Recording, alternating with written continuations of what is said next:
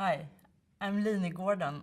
I'm an associate professor and the deputy director of Stockholm Resilience Center. Today I'm going to talk about how we can use water to illustrate teleconnections in the Anthropocene. But first, I want you to meet Madi. He's the chairman of a village farmer association in Burkina Faso in the Western Sahel. I met him when we did fieldwork in Burkina Faso, understanding how you can improve agricultural productivity by making water infiltrate into the soil. Madi has been working for almost 10 years to basically transform a small plot of land, half a hectare, from a barren land to something that gives some crop. He can expect to get somewhere around 500 to 1,000 kilos of crops when he's done. And that can be compared to a Swedish farmer that maybe gets 10 tons per hectare. So the yields are very low.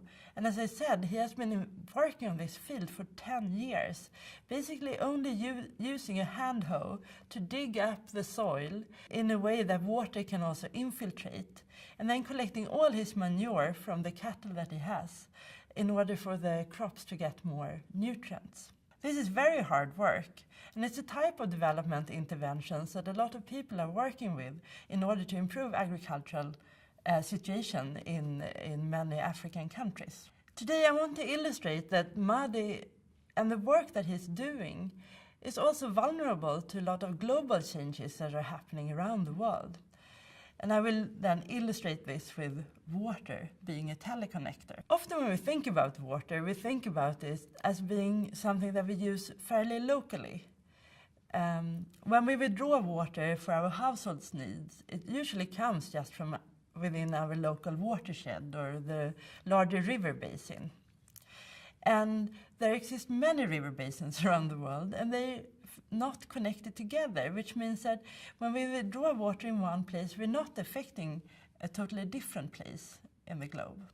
However, there are ways in which we as humans can change water availability elsewhere. And one of these reasons that we can do that is primarily through the way that we consume agricultural products. And the reason that we can do that is because agriculture is such a big water user. For household needs, we use around 8% of all the water that we as humans withdraw on this planet. Industry uses around 22% of all this water, but agriculture uses 70% of water withdrawals. Consuming agricultural products that needs a lot of water impacts the places where this water comes from. So the first example I will give of how one place is connected to another place through water is called virtual water flows. Virtual water flows are the flows of water that are embedded in agricultural trade.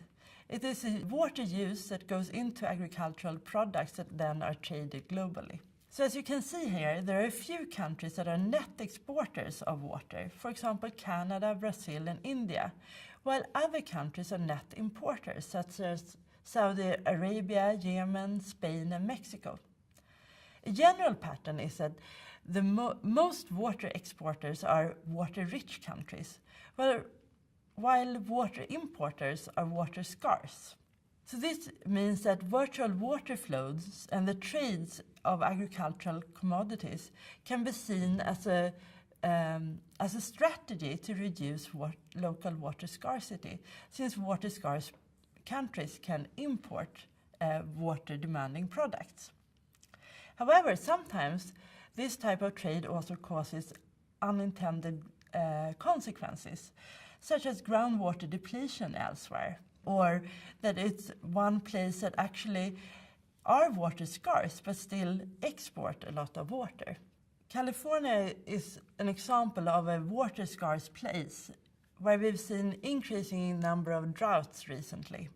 California is also producing a lot of highly water consumptive products such as almonds, but also alfalfa, which is feed in the meat sector. China has a very rapidly growing dairy and meat production sector and has been increasing their imports from California of alfalfa. So here China actually is driving water scarcity in a different place on the planet. Another example of how water connects different places on the planet is water consequences of land acquisitions. When countries are making new land deals, it often comes with huge water costs. And those water costs are seldom accounted for. So for example, countries like UK, US, China and Russia are making large land deals in Africa and South America. And in order to cultivate crops on this land, they also need water. In a recent study, scientists identified hotspot areas where land deals are expected to require more fresh water than is available just through rainfall. This means that if they are going to increase production on these lands, they will need to start irrigating, and it would become a competitive use for water in these places. These hotspots of potential future water use exist across the whole of Africa, but primarily in West Africa and East and Southern Africa. A third way that water can be a teleconnector is through moisture recycling. Moisture recycles through evaporation from land to the atmosphere and then back to land as rainfall. You can think about a forest that in general has a more or a higher evaporation than crops. That means that if you clear a forest and plant crops instead, less water will flow to the atmosphere and be available for precipitation, both locally but also elsewhere. You can also think of irrigation, where evaporation actually is higher than in rain-fed agriculture. So then you have more moisture available in the atmosphere that can increase rainfall or change rainfall patterns, both locally and elsewhere. In order to illustrate how a local place are dependent on land and in other places, we developed a concept that's called precipitation shed. A precipitation shed can be seen as a watershed of the atmosphere, where the upwind land surface contributes with evaporation to a specific location's precipitation. This can be illustrated by looking at specific regions globally. Here's an example of the Western Sahel and how this local area in the Western Sahel actually is dependent on moisture that comes from totally different areas, such as Central Africa or even up from the Mediterranean region. This means that land clearing in Central Africa or land use change in Mediterranean region actually could influence rainfall in the Sahel. So this is when we come back to Madi and his efforts in restoring his land. And I think this type of connection shows that local development interventions will fail if distant connections are not taken into account. So just in summary, some of the key points that I want you to take home from this chapter is that first, water connects different places through the trade of food, since food is such a huge water user, and through land use change, as it can alter land-atmosphere interactions.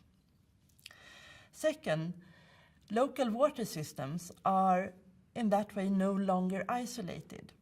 If we're looking for solutions to local problems, we have to recognize that they may need to be combined with interventions somewhere else. And third, it is important to couple local development efforts with regional to global understanding in order to address both the symptoms and the root causes of the problems. Thank you for listening.